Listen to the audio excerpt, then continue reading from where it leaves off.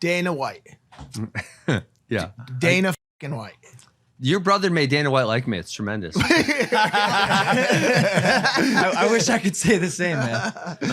So you just bet money on it. Do you know this? Yeah. Do you know this? Yeah. It just happened. This is breaking news. Well, he might have told me a little bit ago. Oh, what? Yeah. Dana White willing to bet $1 million on Ben Askren beating Jake Paul. Yeah.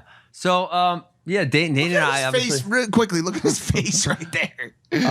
I'm a fucking boxer. This guy's a fucking But YouTube kid. He's gonna bring I went 35 up million there and I people to watched watch him. He be working hard though, Dana. Zab believes Dana, that he's a great he fighter. be working hard. I watched him. I watched them. I seen All them. right. I see them put Zab, it together. Zab, no bullshit. I'm just saying. I No, seen him. no. I watch with No my eyes. bullshit. You're hanging out with the kid, you know him. You're saying he can fight. Yes. So the kid that he's gonna fight is a wrestler, decorated wrestler, but he's actually fought real guys. He's been a world champion in other organizations This is in gonna MMA. be an interesting test. Yeah, for but him. it's different though, Dana. When you standing up and you know from wrestling and standing up and letting them hands fly. One thing I can't say about him, he got hands. Yeah. He got hands. What does I'm Zab not Judah know? joking. Zab Judah doesn't know anything I'll about bet wrestling. $1 million Oh, here we that he go. loses this fucking fight. Dana White. Bet $1 million. Mike Tyson's loving it. You know he took 2 handful of mushrooms. He doesn't even know what they're rooting for. He He's like, said, we heard in the beginning, he said, Jake Paul's going to bring 75 million people to the fight of sport of boxing. That's a lot of people. That might be an all-time record. That's what I'm saying. That's a lot of gotta be. fucking people. Jake's going to make $1 billion on the fight, dude. Any pressure? No. Dana White's going to lose $1 million because of you. Dana White's got plenty of millions of dollars. That's true. He's got so many millions. You know what's fucked up about that interview? I was supposed to be where Zab was. Shahidi asked me to say, I'm so happy I didn't do it, because Zab Judah is so much of a better co-host for that. It was in Vegas. Yeah, they just did it. Yeah. Why does Dana White not like you? Oh. Or did he not? You know what? I still have never had this conversation with him. So I was a free agent in Bellator in July of 2013. I finished my contract. I was 9-0 there. I was 29 years old. And I defended my title. I'd outstruck Andrei Kreshkov 248-1 in the final fight.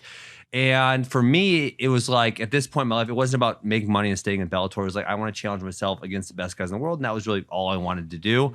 And it just didn't work out between me and him. And I never got a real good final reasoning. And I had met the CEO of one championship. And so I decided to go over there because, I'd burned my bridges with Bellator. I wasn't going back there. The UFC thing didn't work out. So I went to one championship. And then I was the champion there for, roughly 4 years. And I still had like 1 or 2 fights on my contract. And I retired there because it was just like, I guess the one thing I read a lot about not only boxers, but all sports people is they can't retire on time and they spend all their money, right? Pretty much across the board. So it's like, if I'm an athlete, when I grow up, don't spend too much money. Don't retire too late. So I retired in November of 2017. And I said with the caveat, if I get to fight the best guys in the world, I will come back.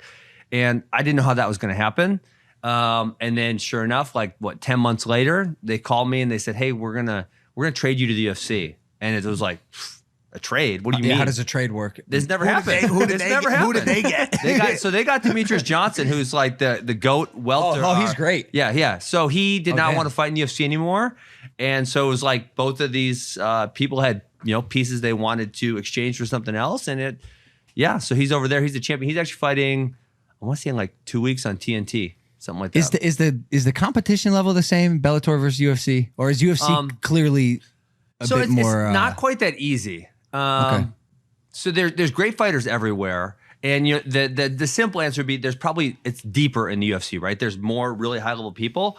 But if you look at like, say, the WEC, who the UFC bought, or Strikeforce, who the UFC bought, a lot of people shit on those organizations while they weren't UFC. But then, from Strikeforce, Rousey became a champ, Cormier became a champ, Woodley, etc., Rockhold, right? All these guys, and then like Eddie Alvarez came from Bellator and he was a champion. So it's like there are great guys everywhere. Okay. There's probably more of them per weight class in the UFC, but that doesn't mean they're not anywhere, because some guys will say, I would rather take, more money if someone else is offering it than fight in the UFC.